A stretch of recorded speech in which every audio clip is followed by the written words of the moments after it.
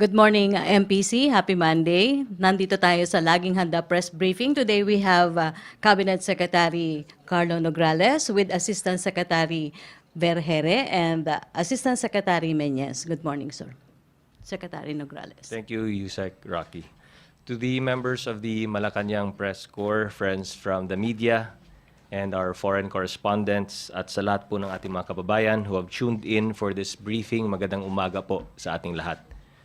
Salamat din po kay DFA ASEC Ed Meñez at Department of Health ASEC Rosette Vergere.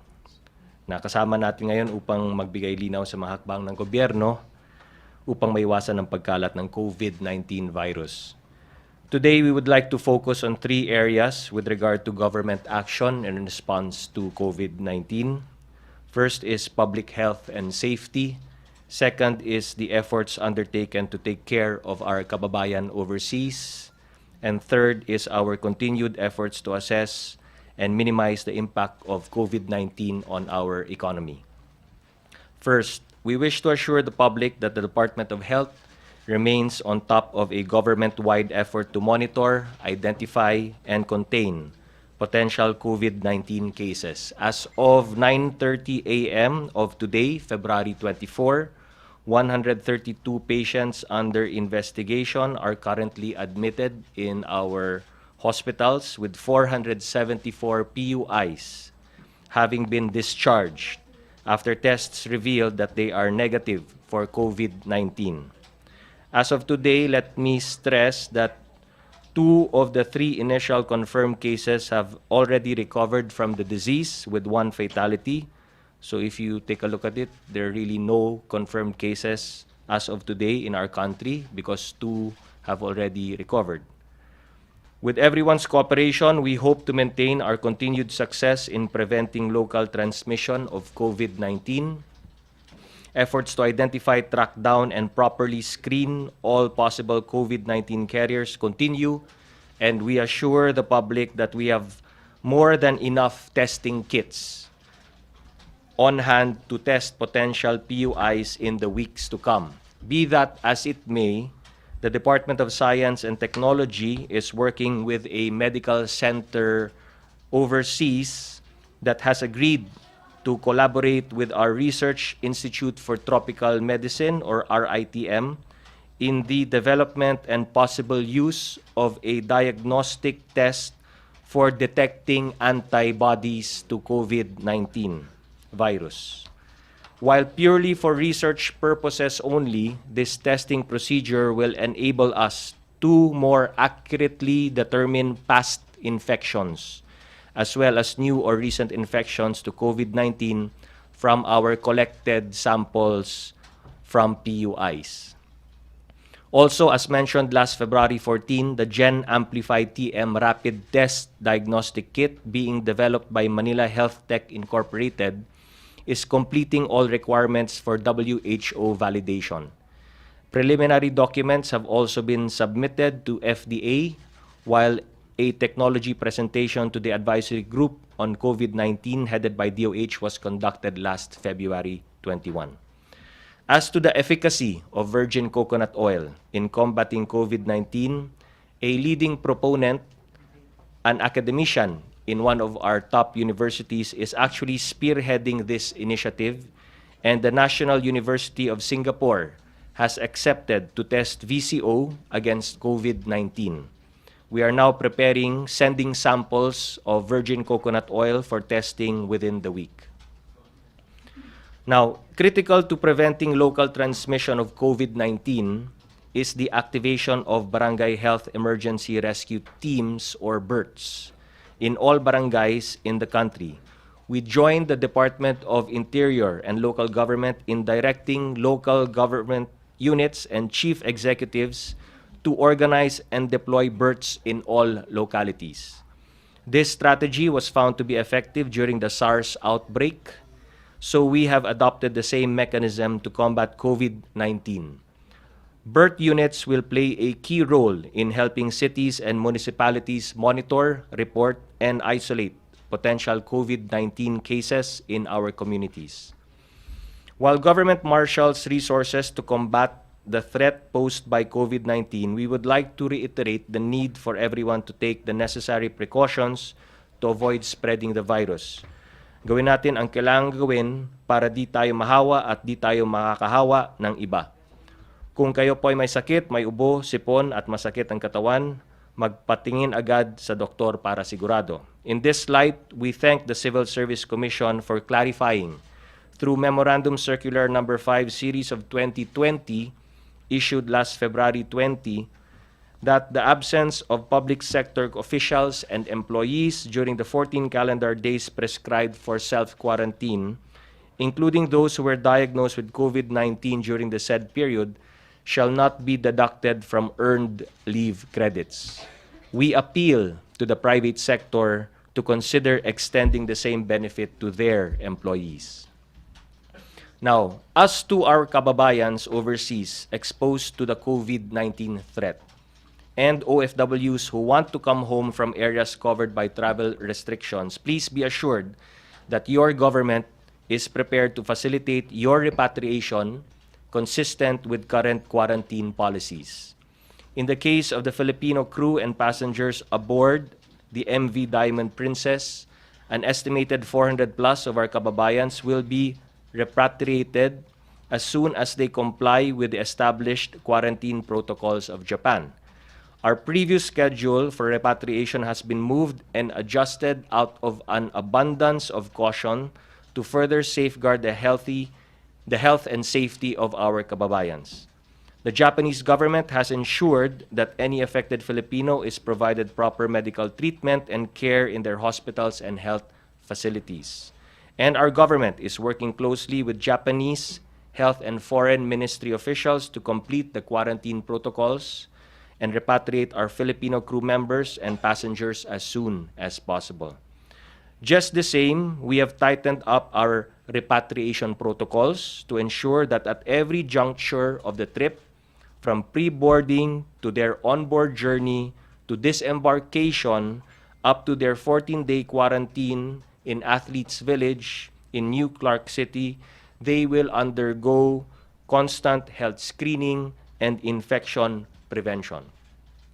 Aside from our kababayans in Japan, DFA and the Department of Labor and Employment are ironing out the details of the repatriation plan for Filipinos in Macau. At this point, let me highlight that last Saturday, February 22, all of the repatriates from Wuhan previously quarantined at the Athletes Village received a clean bill of health and were released as none of them showed any symptoms of COVID-19 and all tested negative for the virus before they were released. Among them, the Overseas Workers Welfare Association, or OWA, has given cash assistance and offered livelihood assistance to active and inactive members, while also offering facilitation for employment through the Department of Labor and Employment and the Philippine Overseas Employment Administration, as well as endorsement to TESDA for skills training or enhancement. Over and above that, OWA has so far provided financial assistance to around 8,084 stranded OFWs in the Philippines due to the travel ban. As far as the economy is concerned, our economic managers expect minimal impact from the COVID-19 outbreak in the agricultural sector, particularly on exports. Our banana exports to China, for example, are not slowing down. While there were previous logistical issues during the Chinese Lunar New Year break, this was only a temporary setback, and our banana exports to China have returned to normal. We also expect the outbreak to have a minimal effect or impact on OFW remittances.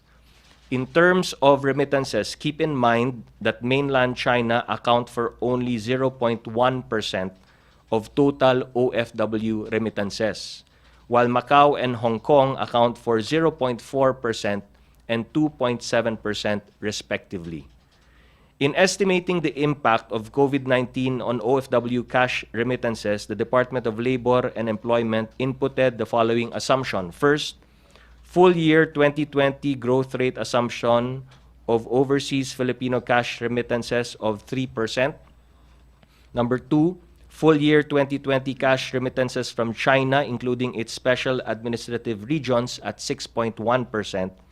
And number 3, decline in the growth rate of cash remittances during the severe acute respiratory syndrome or SARS episode. So based on these assumptions, we expect that the COVID-19 outbreak could dampen our total cash remittance growth in 2020 by 0.8 percentage points from 3.0% to 2.2%. In other words, while remittances from overseas Filipinos reached a record high of $33.5 billion last 2019, we were actually expecting this to increase to $34.5 billion in remittances this year, with a projected growth of 3%. But because of this COVID-19 epidemic, we have adjusted our growth projections to 2.2% and now expect $34.2 billion in remittances for 2020. Nevertheless, this shall still breach another record high in overseas Filipino remittances. DOLE also assures us that remittances from other source countries such as the US, UAE, and Saudi Arabia may help compensate for the possible slowdown in remittances coming from China, Macau, and Hong Kong. And we are encouraged by historical data that shows that Philippine remittances have been resilient even in the face of global downtrends. Ladies and gentlemen, let me say once again that while COVID-19 remains a cause for concern, we believe that together we will be able to contain the virus with the resources at hand, the concerted effort of government, and the cooperation of every citizen. Maraming salamat po. Salamat, Secretary. Assistant Secretary Berhere. Good morning, everybody. I'd just like to give DOH updates on the MV Diamond Princess repatriation. The Department of Health disclosed today that its repatriation and quarantine plan approved by the Interagency Task Force on Emerging Infectious Diseases for the overseas Filipinos aboard the MV Diamond Princess cruise ship. To date, 59 out of the 538 overseas Filipinos from the cruise ship had been confirmed with COVID-19. 2 out of the confirmed cases have recovered since isolation and admission. Around 400 plus overseas Filipinos have signified interest in being repatriated. The repatriation of our kababayans is of utmost priority to the President Rodrigo Roa Duterte and this government. We are determined to ensure that our countrymen will come back safe and healthy. DOH has implemented mechanisms to ensure a seamless repatriation process for our fellow Filipinos, our Secretary said. Under the repatriation plan, DOH will screen and only allow the repatriation of overseas Filipinos who are negative for COVID-19. Overseas Filipinos negative for the coronavirus will be checked for signs and symptoms of respiratory illness, and only asymptomatic individuals will be allowed to disembark from the ship, take the bus to the airport, and board the aircraft back to the Philippines. While aboard the aircraft from Japan to Clark International Airport, regular monitoring will be done, and individuals who will manifest signs and symptoms of respiratory illness will be separated and isolated in one area of the aircraft. Upon landing and disembarkation, another screening will be conducted. Those who will manifest signs of respiratory illness during the flight will be immediately brought to an identified hospital for isolation and management, while those who were asymptomatic through the flight will be directly transferred to the quarantine facility at the New Clark City. During the 14-day quarantine procedure, 20 medical teams from DOH hospitals will man the quarantine facility to provide appropriate health services. Patients will be checked twice a day and provided with food and other basic provisions. We will ensure that infection control and quarantine protocols will be strictly followed by our kababayans and the health workers that will man the quarantine facility. DOH and its partners will be working doubly hard to ensure the safety and welfare of the quarantined patients as well as civilians in the vicinity, our Health Secretary concluded. Okay. Assistant Secretary Menyes. Magandang araw po sa inyong lahat. On behalf of the Department of Foreign Affairs, I will be presenting updates on the efforts of the Department of Foreign Affairs with regard to the COVID-19 issue, basically based from last week's presentation. Kagaya ng sinabi ni Cabsec Nograles, the 49 people who were at the Athletes Village were graduated last Saturday, and fortunately, none of them were infected during the 14-day quarantine period, and therefore, all of them are now able to return to their families, and we hope that they will remain healthy after this 14-day period. With respect to the DFA efforts for the Filipinos aboard the Diamond Princess cruise ship, I will be presenting a timeline of what the DFA has been doing since the very beginning. As all of you know, on the 4th of February, there were passengers diagnosed with COVID-19, and subsequently, in the next few days, it was revealed that one Filipino crew member was among the first 10 confirmed positive cases. From the very beginning, the embassy in Tokyo has been closely coordinating with the Japanese authorities and has communicated with the Filipinos on board to provide all of the 538 kababayan with all possible assistance.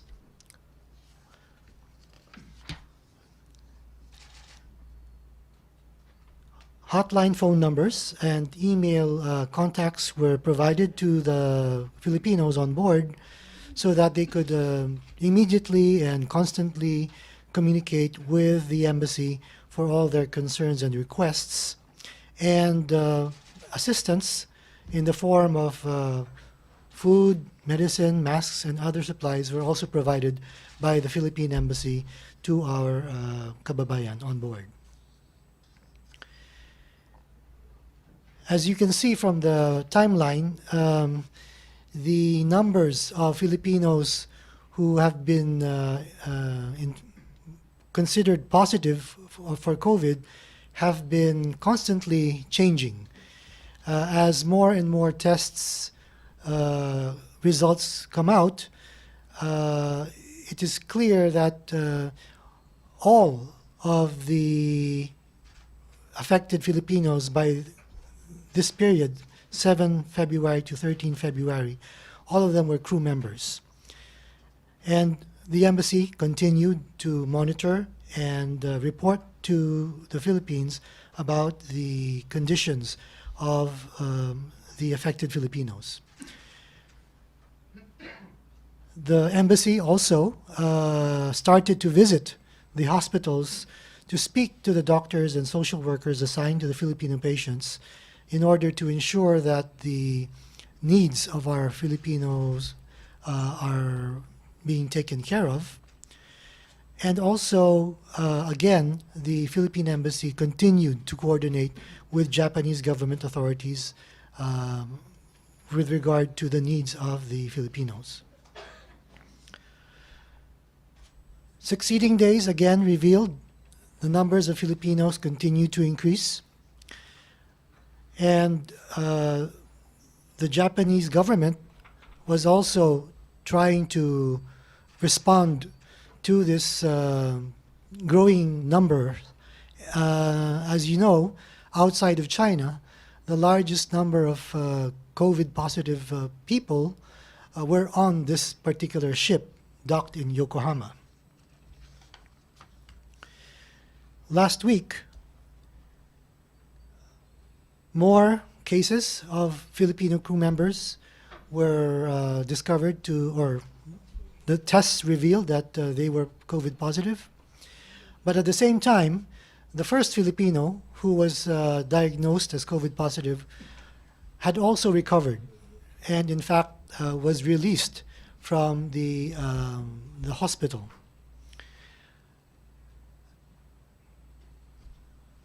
The numbers continue to grow, and over the weekend, we now learn, and as confirmed by ASIC Vergere, that the total number of Filipinos affected by COVID-19 is already 59, including the 2 who have already been discharged from the hospital. And this number actually, I believe, also still includes 5 more who are expected to be released from the hospitals within the week.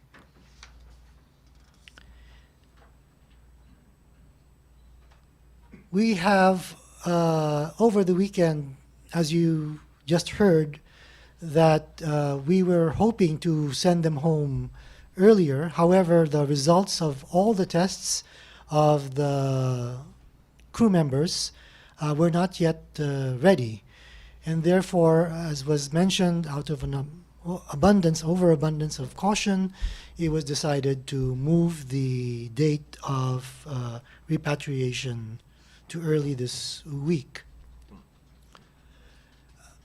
The 7 Filipino passengers out of the 538 Filipinos, one of them has had to undergo quarantine because apparently that person was identified as being a close contact of one of the infected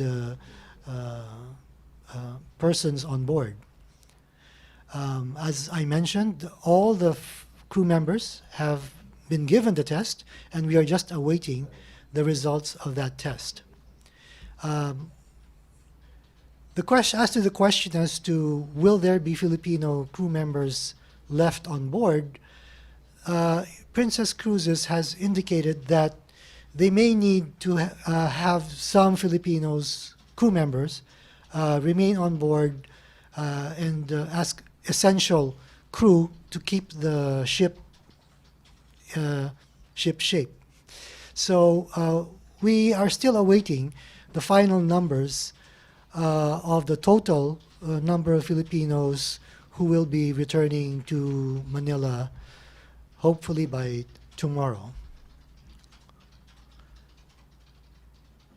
Again, just to repeat, the Philippine Embassy and the Philippine government, along with the Department of Health, whose 9-member team arrived in Tokyo over the weekend, have been closely coordinating with the Japanese government authorities and the Filipinos on board MV Diamond Princess to ensure that all of their needs and concerns are being taken care of. And all the details, logistics for the return of the Filipinos have already been considered. The IATF already issued last Friday the Division of Labor with regard to the arrival scenarios for the team, for the group, as was explained by ASIC Vergere. And our embassy and the DOH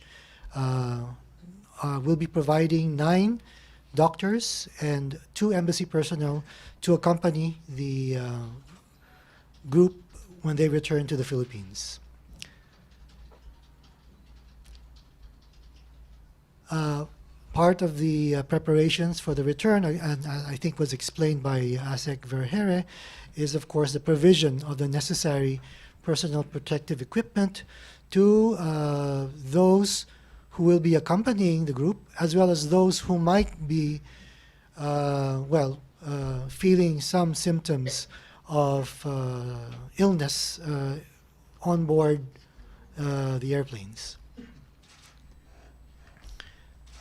I believe,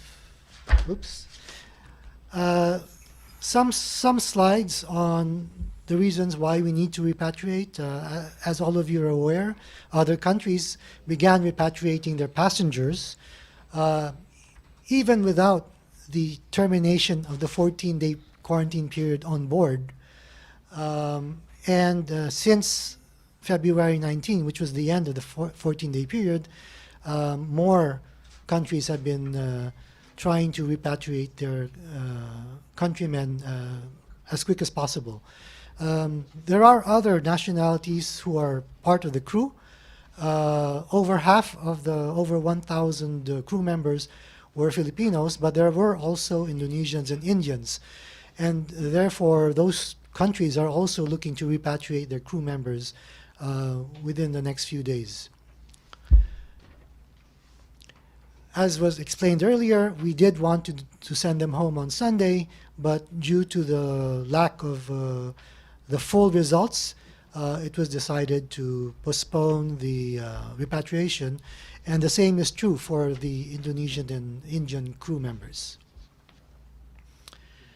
This is the latest information that we have on the movement.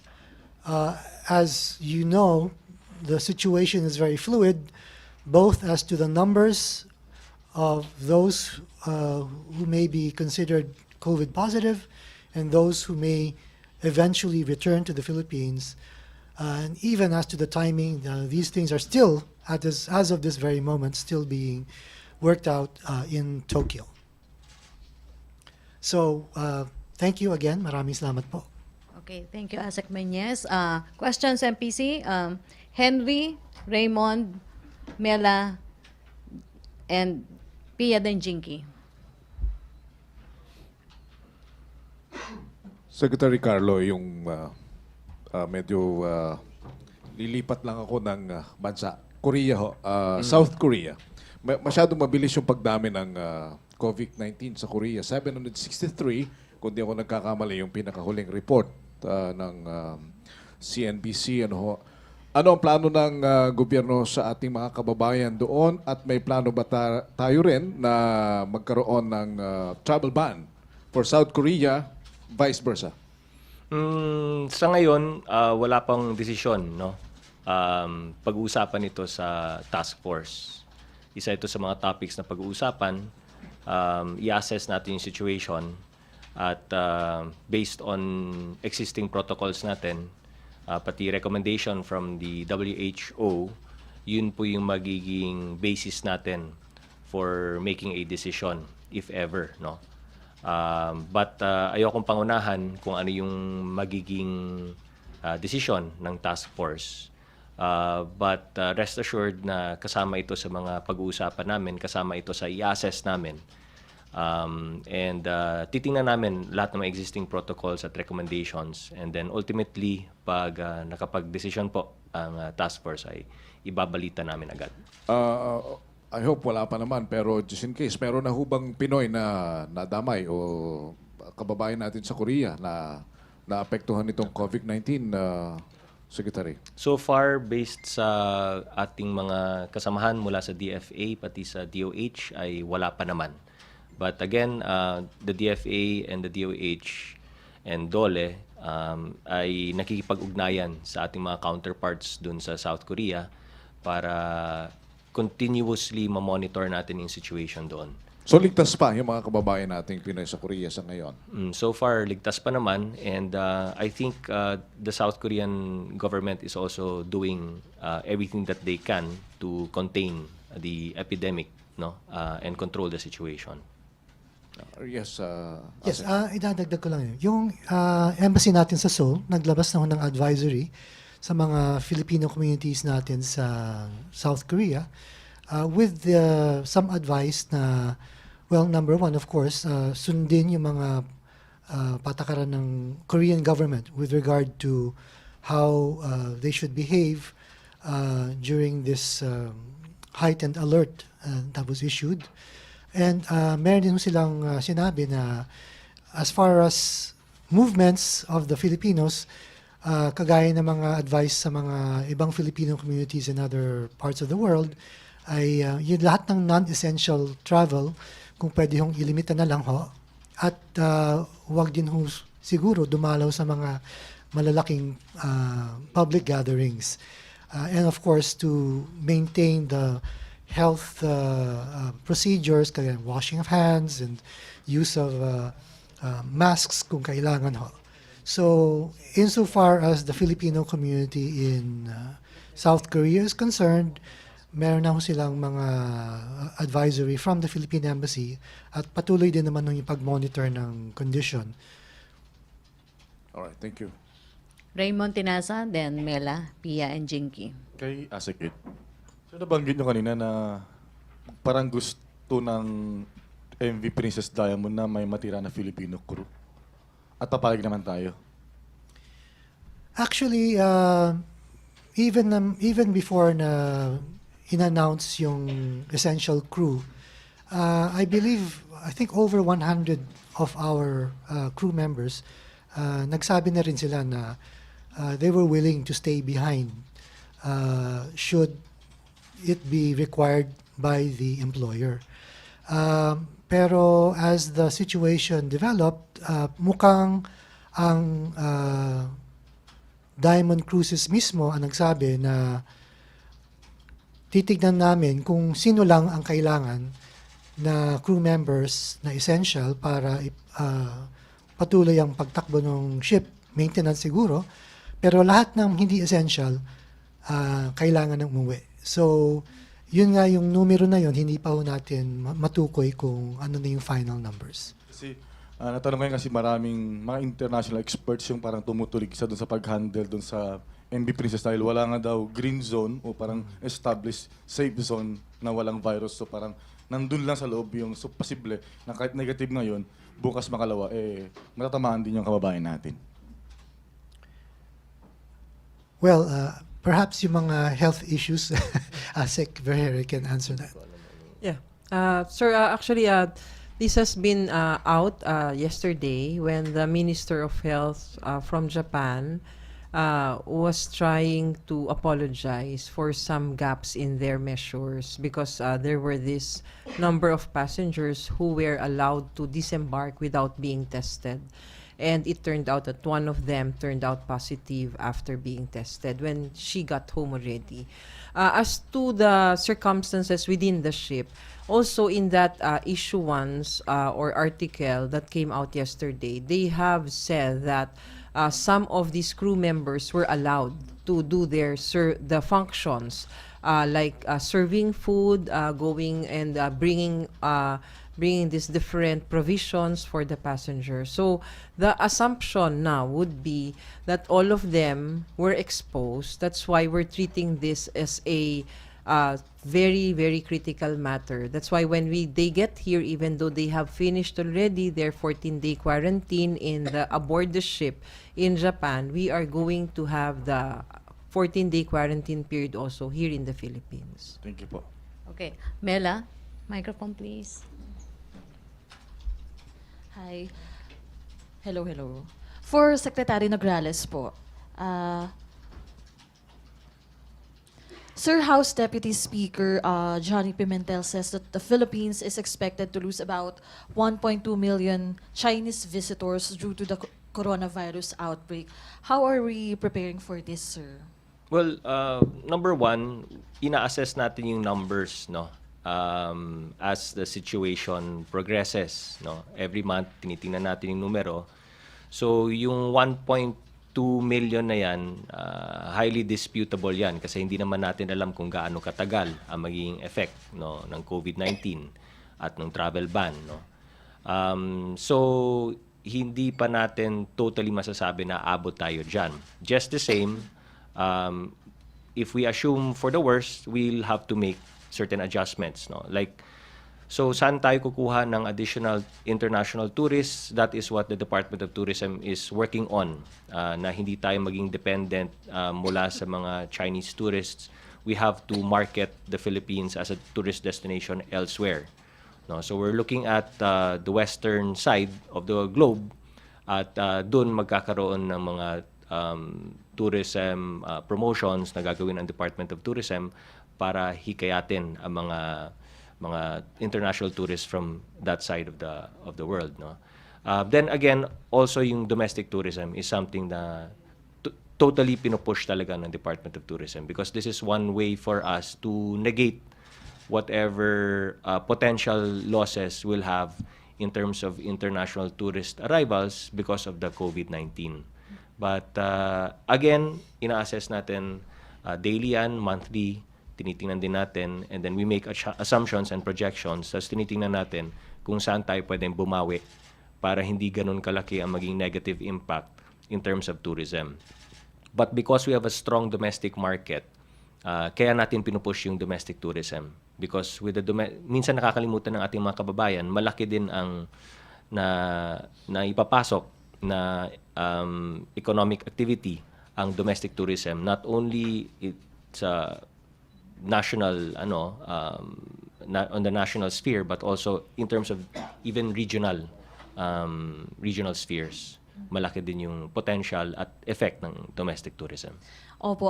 Sir, just a follow-up. Speaking of domestic tourism, we understand that President Duterte would actively promote domestic tourism by going to leading tourism destinations in the Philippines like Boracay.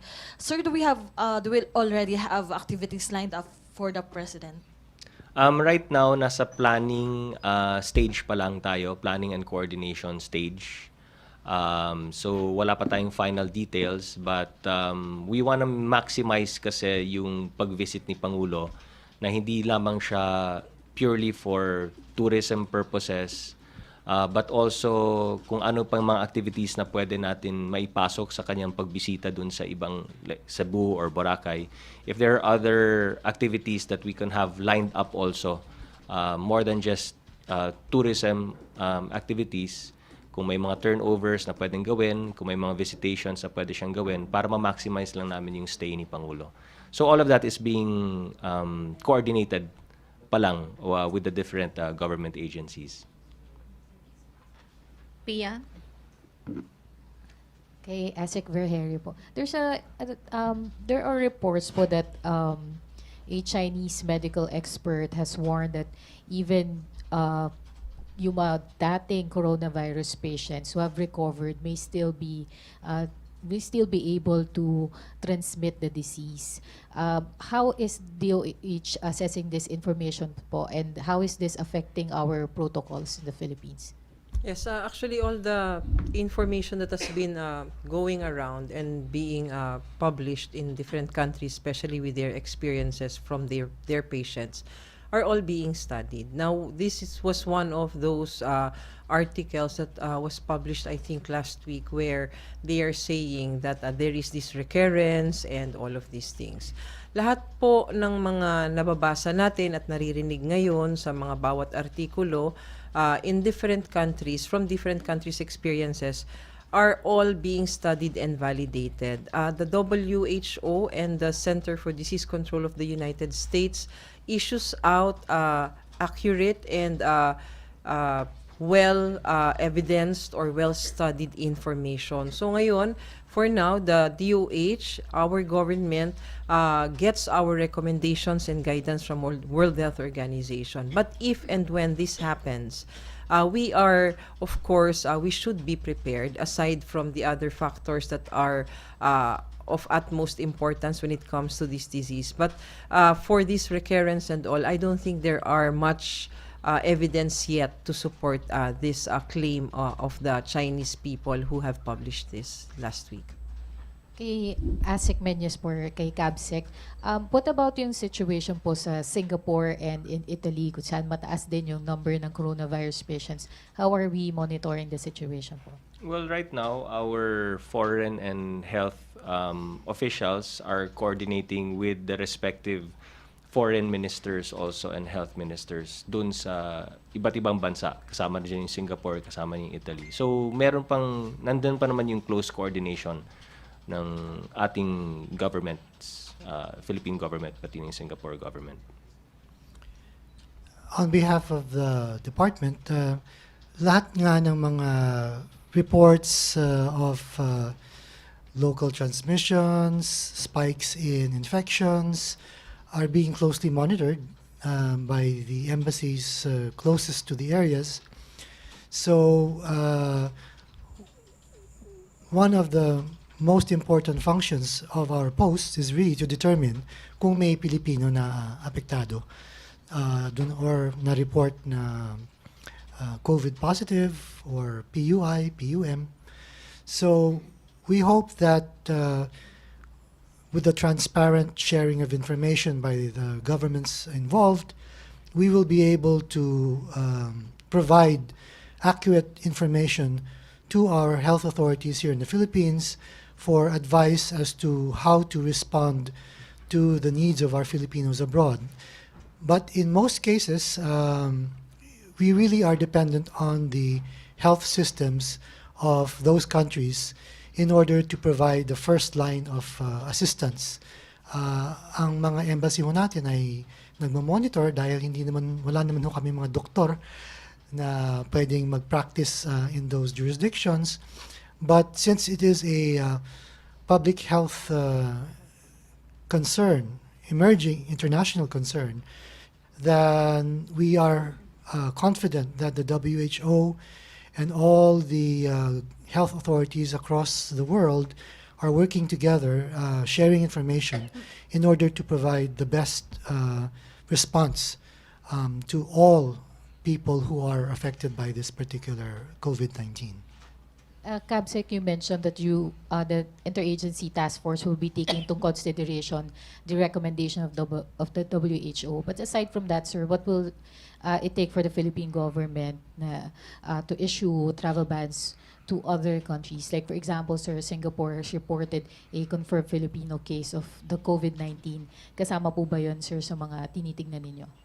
Syempre, tinitingnan natin yung exposure risk, no? Ng ating mga kababayan who are currently working dun sa South Korea. And then, of course, ang exposure risk din natin dito sa bansa pag meron pong mga mula sa South Korea na pupunta dito. That's number one. Number two, titingnan natin yung mga health protocols na ginagawa ng South Korea. Kung magbibigay po ng assurance yung gobyerno ng South Korea that ginagawa naman nila, no, strictly yung mga health protocols to ensure na walang mga pasahero or turista mula sa South Korea ang makakarating dito sa bansang Pilipinas na maaring may dalang sakit ng COVID-19. Isa rin yan sa mga tinitingnan natin. So basically, it's really an assurance from the South Korean government based on our health protocols and their health protocols. If makita naman natin na maganda naman yung sistema at malaki yung assurance na hindi magkahawaan, then that we'll still have that comfort level. But if the comfort level is broken or we feel that there is a potential danger, no, to public health dito sa ating bansa, then we'll have to make a decision. Thank you, sir. Okay. Jinky, then Joyce and Tricia, and then Alvin. Microphone, please. Good morning po. Sa DOH, ma'am. Ma'am, there are cases ng mga medical doctors in Wuhan that who actually perished because of COVID-19. Sa atin po, ano yung mga safety protocols na sinusundan ng mga medical personnel natin na siyang in charge doon sa mga COVID-19 patients? Yes, ma'am.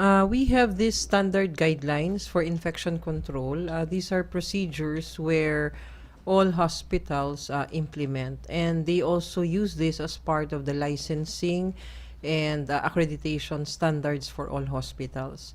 So pagka ganun po, we have our protocols for our medical personnel when they are taking care of COVID-19 patients. Just like those personnel who have taken care of those positive cases that we've had before. We had 3 positive cases and they were confined in our hospital. So these medical personnel were given, no, and they were required to wear these hazmat suits where they are covered from head to toe. Also, they were required also to do quarantine right after their duties, no, in taking care taking care of these patients. So these procedures are all standardized, and it is being implemented by all of our medical personnel in all of our facilities. So if and when we will have another positive case, or all of these patients under investigation that are admitted in our hospitals, we still implement this kind of infection control procedures for our medical personnel. One thing, ma'am, ang mayor ng Capas, parang they asked the DOH na parang maghanap ng other quarantine place para daw doon sa mga 400 plus na affected ng COVID sa cruise ship. Meron ba tayong ibang quarantine place, ma'am, na pwede nating dalhan sa mga pasyenteng ito if in case? Yes, ma'am. Actually, we have identified other options, and we are trying to prepare these other facilities. But with that request coming from our local government official, we deemed it wise not to accede to that request because it is not really rational at this point. Because we are going to bring home persons or our kababayans coming from a ship which is highly infected.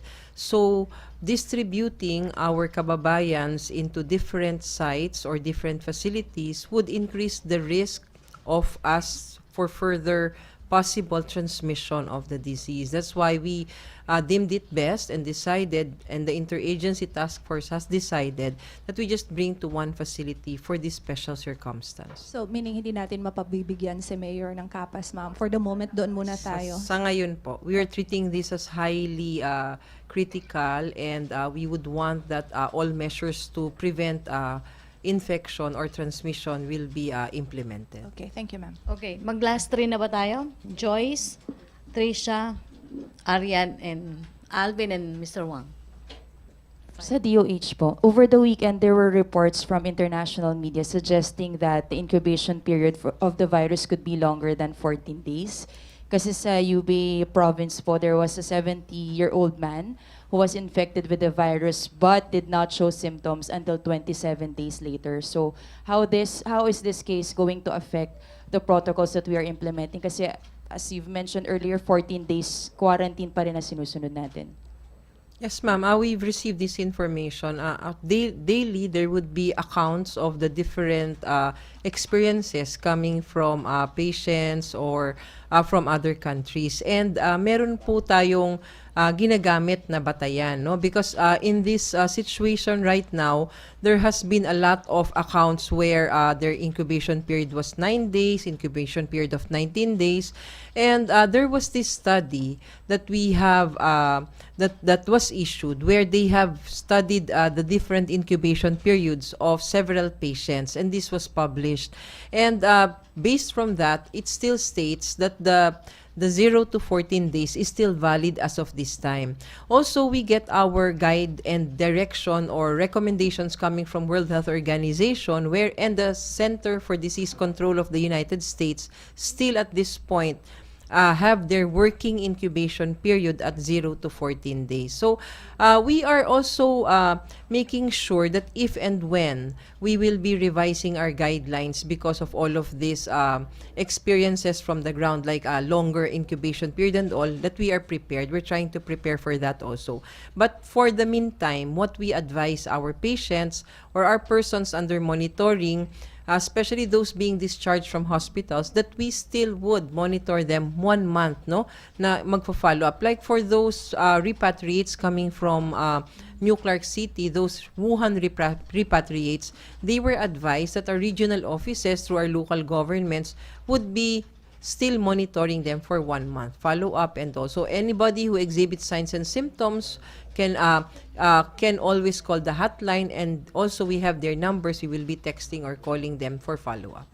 Since you've mentioned, man, one month after the 14 days quarantine. So far, ma'am, yung mga cases natin na declared asymptomatic pa rin or wala talaga silang symptoms at all, wala naman nagpapakitang symptoms after 27 days or after? Yes, ma'am. Wala pang reports na ganun. Alright, thank you po. Trisha? Hi, good morning, Asek Verhere. Just to follow up to Joyce's question, because yung mga darating po nating repatriates from Diamond Princess may possibly have different interactions with those infected with COVID-19. So kung iba-iba yung span ng interaction nila with the people infected, are you considering extending the number of days for quarantine, since yun nga po iba-iba yung possible incubation period ng mga tao dun sa ship? Yes, ma'am. Actually, this is evolving. That's how we always say it. Hindi po, we are not saying that for now it's really 14 days. We are going to be assessing them every day, regularly, so that we will know on how we can deal with the situation. But let me just tell you that we have to consider the fact that all of these people have already finished their 14-day quarantine on board the ship. Now, when they get home, that's why it was part of the decision of the Interagency Task Force to have another 14-day quarantine period here in the Philippines, because of that consideration where we have assumed that the exposure of these individuals are sliding and not at the same day or at the same time. So again, let me reiterate, all of these plans and all of these interventions are evolving. Once we see and assess that we would need to extend our quarantine period, and then we may be doing that because of these factors. Thank you. To Secretary Nograles or to ASEC Menyes, you mentioned earlier that Filipinos or OFWs in affected countries can ask for repatriation or can be sent back to the Philippines. Do we have specific protocols dun sa mga gustong umuwi, but in areas that we do not have plans yet to do batch repatriation? Bukas naman ang ating mga embahada. So kung meron tayong mga kababayan from abroad who are under threat ng COVID-19, then they can immediately contact our embassies. No, they're the nearest embassies within the country that they are working in, no, or they are currently residing in. Kaya nga nalaman natin yung tungkol sa mga Pilipino mula sa Macau na gusto mag-repatriate kasi nag-reach out nga sila sa ating mga foreign department officials. So yun, if there is anybody from any country who wish to be assisted by the Philippine government, ang sinasabi lang namin, we're ready and willing to assist them. And the government, sir, will shoulder the expenses for repatriation, of course. Depende. Like for instance, dito mula sa Diamond Princess, no, may shared cost yun. Most will be shouldered by Magsaysay, no? Yes. Yeah, and then the other costs na hindi masho-shoulder ng Magsaysay, gobyerno ang bahala. So it really depends on the situation. What we're saying is that we have the funds naman, we're ready to deploy the funds if necessary. If we need to repatriate, whether by batch or individually, government's ready to respond. Okay, last three, Alvin, Mr. Wang, and then Arian. Asek Menyes, magandang tanghali po. Asek, may report yung Minister of Health ng UAE. Nakapag-record sila ng 2 cases ng COVID-19 and isa doon sa dalawa, Pilipino. Anong assistance ang binibigay natin ngayon doon sa Pinoy na tested positive for COVID-19?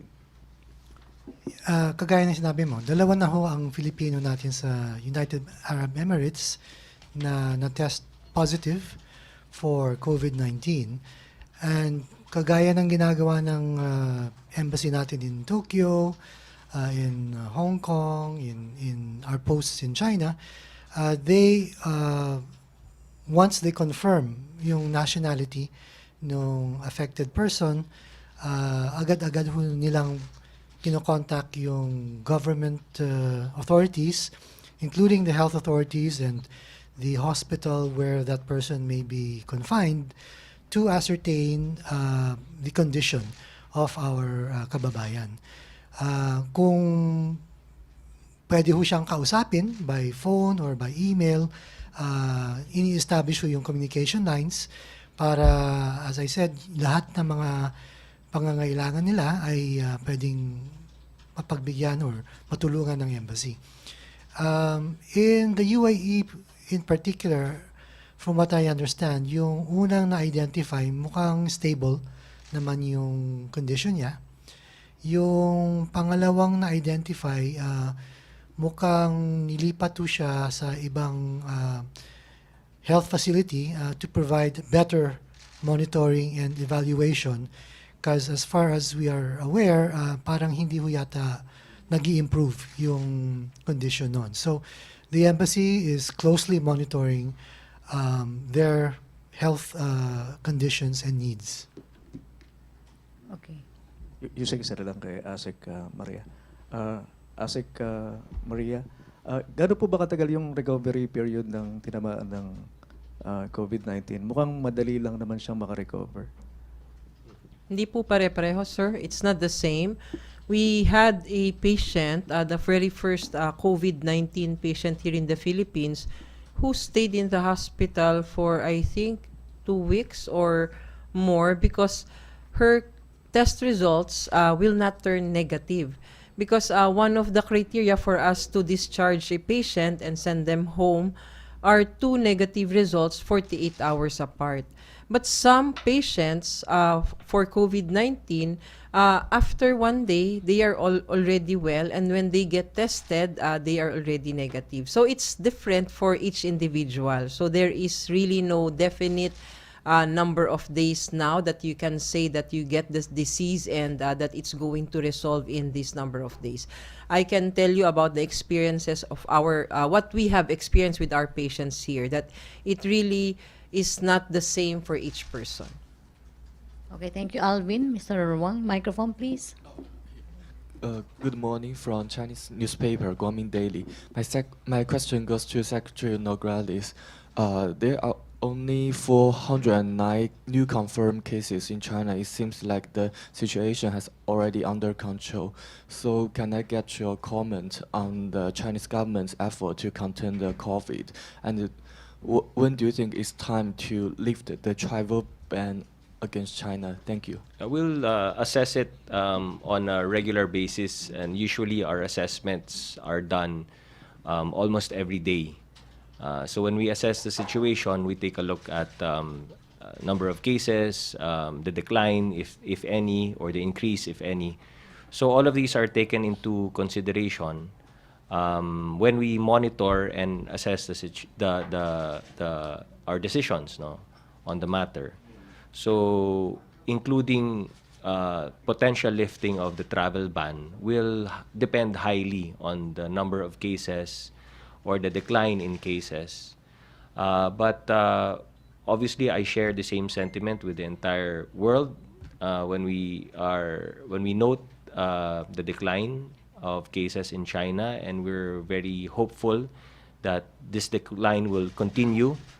And we also are hopeful that the Chinese government will continue to control the situation, and we're confident that you're able to do so. Thank you, Secretary. Okay, last question na tayo. Arian. To Asik Berhere. Ma'am, just to confirm this report, meron na po bang Filipino na nag-test positive sa South Korea for COVID-19? Kasi this is quoting you po. No, we do not have any Filipino yet positive for COVID-19. We have 1 in Singapore, we have 2 in UAE, and we have 1 in Hong Kong. Okay po. And then for the DFA naman po, sir, with South Korea as the largest, the country with the largest number of COVID-19 cases outside of China, yung travel protocol po ba natin ay self-quarantine for 14 days pa rin po? There are no changes po? As far as I'm aware, there is no travel restriction Yes po. from South Korea. However, I think at the ports of entry, they still do all the thermal scanning for all passengers, regardless of origin. So, kung merong dumating na tao even from Europe or from America na may lagnat, lalabas sa thermal scanning, and then merong procedure right at the airport to determine if that person needs to be declared as a PUM, PUI, or whatever other health protocol needs to be followed. So, at this point, wala pa naman hong travel restrictions to South Korea. But same procedure po. You, the government is only recommending 14-day self-quarantine. Yes. Okay, thank you. Okay, thank you, MPC. Thank you, Assistant Secretary Menyes. Last words po, sir? Siguro, well, let me just end by saying that the Philippine government has been handling the COVID-19 threat quite capably. This is seen by the fact that so far only 3 foreigners have been identified as COVID positive in the Philippines, and in fact 2 of them have already recovered and have left. There is also the fact that the Department of Health is very capably handling the clearance, monitoring of the persons under PUMs and also the PUIs within the country.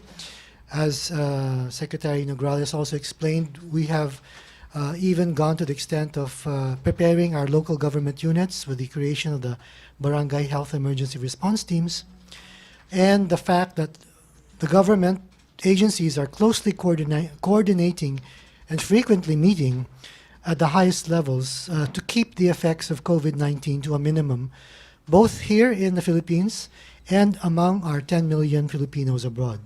So I think the operational motto of the DFA in particular is that we hope for the best, but we are preparing for the worst.